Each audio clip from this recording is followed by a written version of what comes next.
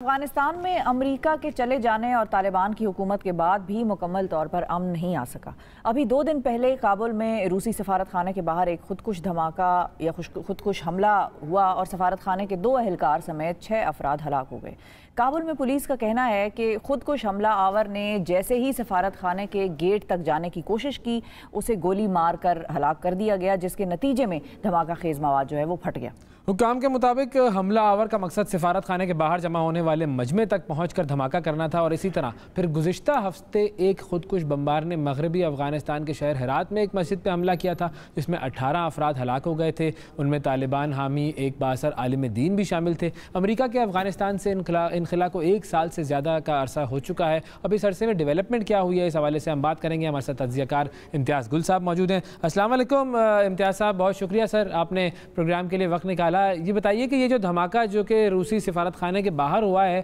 اب آج کے افغانستان میں جہاں پر طالبان کی حکومت ہے، تو آپ کا کیا خیال ہے کہ یہ جو دھماکے ہیں ان کا مقصد کیا ہے، کیوں ہوئے ہیں یہ؟ دیکھیے، ہمیں ذہن میں رکھنا چاہیے کہ تقریباً 1 سال ہو چلا ہے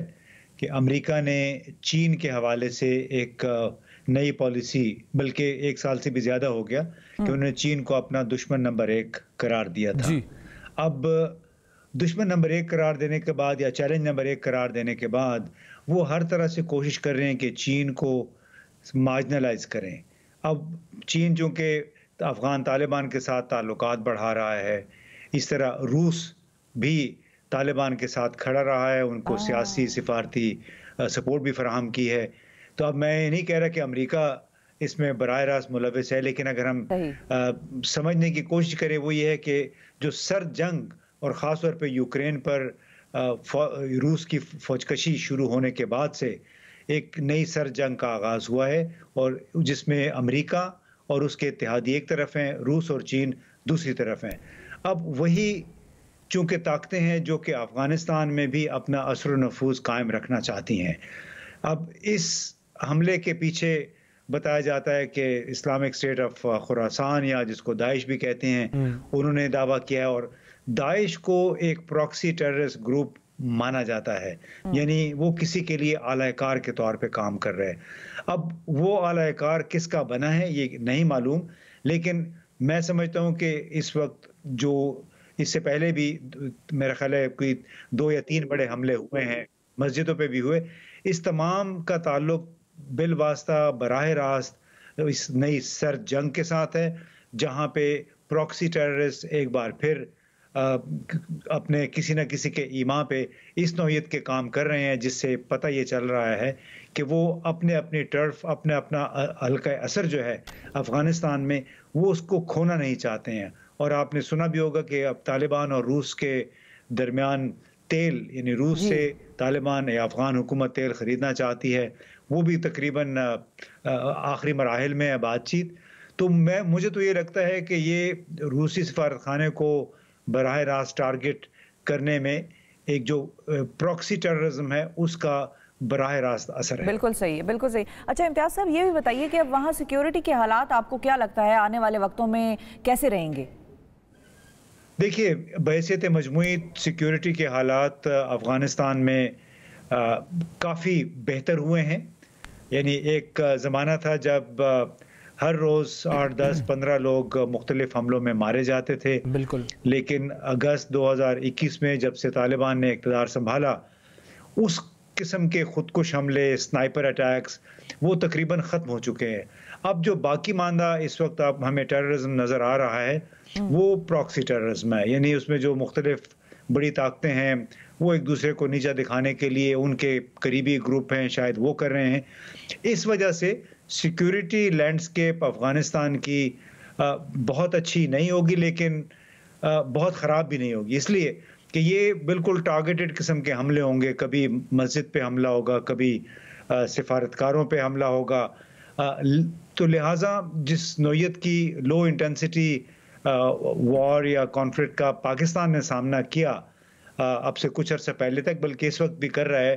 اسی نوعیت کی سیکیورٹی صورتحال کا سامنا افغانستان کو بھی کرنا پڑے گا، اور اس میں ان کا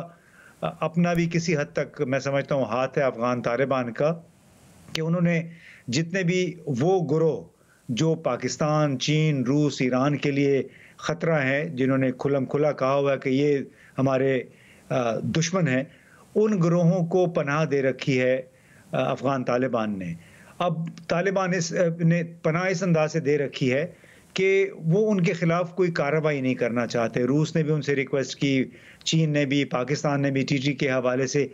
ٹی ٹی پی کے، لیکن طالبان ابھی تک ریلکٹنٹ ہیں۔ وہ سمجھتے ہیں کہ یہ جہاد میں ہمارے ساتھ رہے ہیں یہ تمام لوگ، لہٰذا انہیں ہم دہشت گرد کسی کے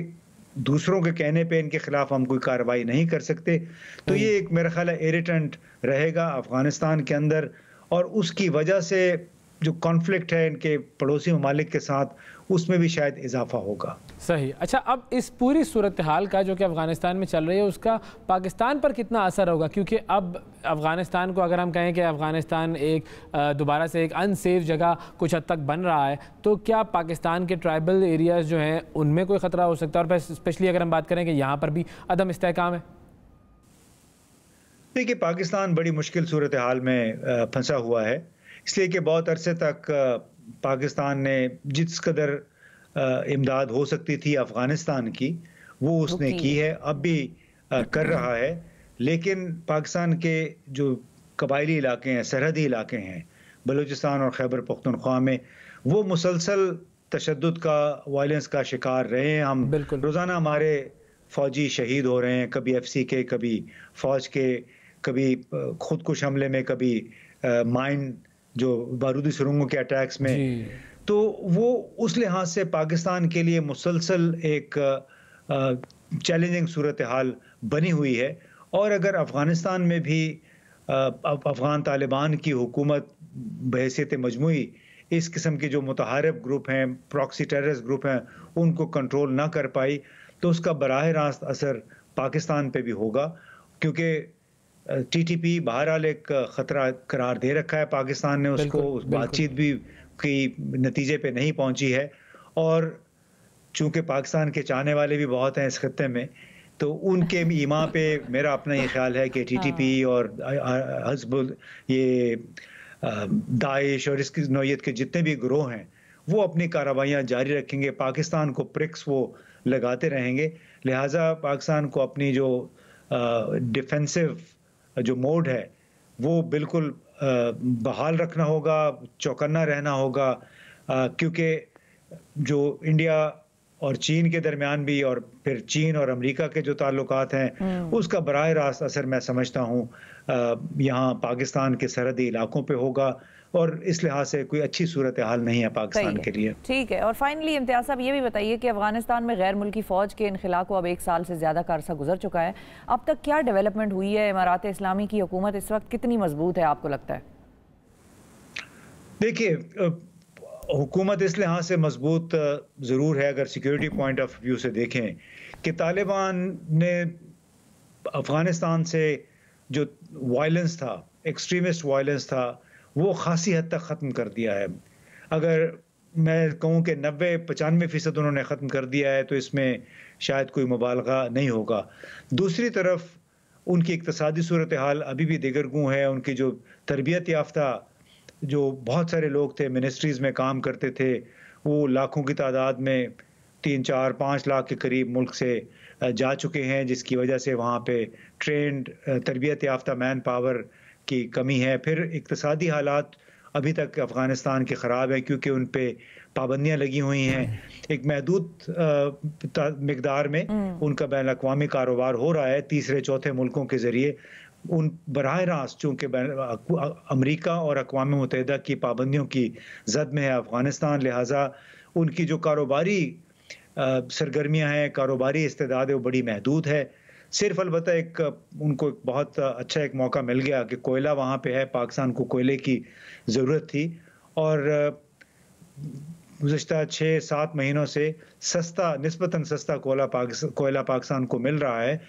اس نے بہت ایک سہارا دیا ہے افغانستان کی حکومت کو، افغانستان کے عوام کو، کیونکہ اس کے بدلے پاکستان سے بہت ساری اشیاء جا رہی ہیں، کھانے پینے کا، غذائی مواد اس میں شامل ہے، کنسٹرکشن میٹیریل بھی شامل ہے، کہ بارٹر ٹریڈ کے تحت ادھر سے کوئلہ آتا ہے، ادھر سے سامان جاتا ہے، اور وہ اس کا کاروبار بھی سارا پاکستانی روپوں میں ہو رہا ہے. تو اس لحاظ سے کسی حد تک طالبان نے سہارا دیا ہے کوئلے کی برآمدات کے ذریعے اپنی معیشت کو. دوسرا وہاں پہ کرپشن پہ بھی خاصی حد تک کنٹرول کیا گیا. مکمل طور پہ تو خیر نہیں ہو سکتا, ابھی بھی ہم سنتے رہتے ہیں کچھ نہ کچھ ہو رہا ہے, لیکن بحیثیت مجموعی افغانستان کے جو مختلف وزارتوں کے اندر, اداروں کے اندر جو پہلے کرپشن کی بے شمار داستانیں تھیں, وہ داستانیں اب کم ہو کے کچھ کہانیاں رہ گئی ہیں. اور وہ ظاہر ہے چونکہ لوگوں کی ضروریات ہیں, افغانستان پہ اقتصادی پابندیاں ہیں, روزگار کے مواقع محدود ہیں, تو نیچرل لیول پہ میرا خیال ہے کرپشن کا سلسلہ جاری ہوگا. لیکن بڑے پیمانے پہ کرپشن ختم ہوئی ہے, حکومت کی ٹیکسوں کی آمدنی میں اضافہ ہوا ہے, اور اسی وجہ سے طالبان کو کسی حد تک یہ کامیابی حاصل ہوئی کہ انہوں نے افغانستان کو امپلوڈ ہونے سے, یعنی مکمل طور پہ اقتصادی طور پہ خراب ہونے سے بچا رکھا ہے ابھی تک. بالکل ٹھیک ہے جی, بہت شکریہ ادا کریں گے امتیاز گل صاحب. ناظرین, افغانستان اور چائنا کے امور پہ بڑی گہری نظر رکھتے ہیں, سینئر اینالسٹ ہیں, بہت شکریہ آپ کا.